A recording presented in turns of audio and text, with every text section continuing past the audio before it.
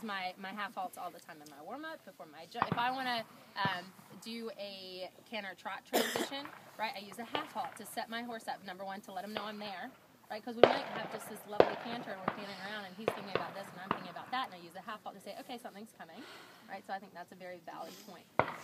So the start of the half halt. The start of the half halt is the seat.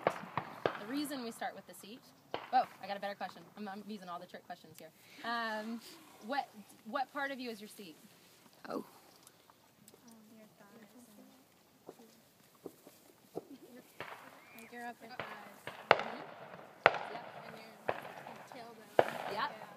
Yeah, I kind of say from the middle of my stomach to the middle of my thigh, okay? Because that, when I tighten up my core muscle, right, it makes my hip stay a little bit more still. My hip makes my seat stay more still, and my seat is what's on my horse's back, right? So I like to say that my seat is from the middle of my thigh to the middle of my stomach, all right? So it starts with my core. And the reason it starts with my core is because everything has to have a balance and a center. The horse needs to adjust around me, right? So we've got horses that have their hind legs way out behind them, right? You see it often in the hunter ring, right? Like this, their hind legs are way out behind them. So if my horse is like that, I say, I'm in the center, I need to bring your hind legs underneath me, like that, right? Then we got our bolters, right? I'm in the center, come back to me, right? But everything needs to start with the center, with the seat. So how do we control our center and our seat?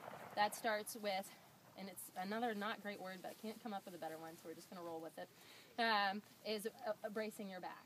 Okay, it starts with a brace back, because what happens when you tighten your back and you brace your back and you tighten your core muscles is it starts to lock in your hip a little bit. It keeps your hip, if you're sloppy in the middle like that, your hip is going to be going like this all the time. You've got no seat control, right? The more firm you can make your core muscle in your back, the more your hip starts to have a little bit more control to it, and then the more the horse starts to adjust to that. Does that make sense? Right. When you brace your back, you have to be careful. It's not a hollowed back. Hollow back is a weak back, right? Because then everything, all your hinges are really open. Hinges meaning your hip, your ankles, your elbows, all that stuff. Everything's very open and not strong. So you want to think about, I don't know the last time that you ladies were on a swing, but remember that feeling. I can remember the feeling. I can't remember the last time I was on the swing, but I can remember. You know, you push off that first kick, right? And then as you get back, you tighten your core muscle and you push with your body and you go up. And by about 3 times, you're all the way up at the top, right? Right. That feeling that you have where you're a little bit tucked tailbone and you get strong this way. If you get to the top and you open your body up like that, you're not going anywhere, right? So that's that brace back feeling. So we've got our core muscle. So now I do this. I want you guys to sit there for a second. I want you to feel like you tighten your core muscle, right? Tighten your back. Doing it? Is anything happening? No. Horses aren't going anywhere. Everybody's standing still, right? So that you can do that all day long. And whereas that's supposed to be enough, it's not right now, okay? So the next part of that half halt can normally take about 3 seconds. Next part of that half halt is the energy. Okay, so the energy comes from what? The leg, right? Your feet, their feet. Energy comes from your calf and your feet. So I tighten my back and say, I am here, right? And then I need my energy. So my energy then comes from a closed leg. Right, so then my leg comes behind my core half halt and says, come on, I need some energy to work with. We got something we got to do. Right, the next part goes, so I take the energy, it comes up to the center, and then it normally flows right through, and then I feel my horse go like that, right, and I get this energy in my hand. So then I've got my contact situation. The hand follows up. You want to think that your outside rein is your connection direction aid, right? It defines the line. Right? It defines how big my circle is, how small my circle is, if I'm turning left, if I'm turning right. It also is the rein that's got to stay still. And if you want a horse a little bit rounder, your outside rein is your connection rein. Okay? Your inside aids, your suppling aids.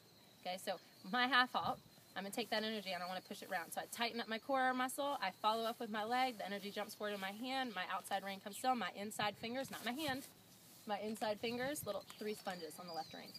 Okay?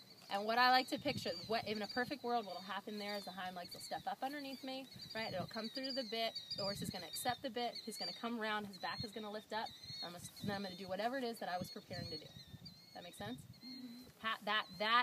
You can have different intentions with your half halt, but that is kind of your basic half halt that's super, super, super important to know, all right? There are a lot of you got to, in this part, there are some rules to dressage, there are some rules to jumping, right? But there's also, then the creativity can come after that, right? Then you got to have feel and timing, you get all that stuff, get all the fun stuff, but you got to know the rules, right? And half halt is something that is so missed in explaining exactly what it is. So now, with all of that, we're going to go and perform the half halt.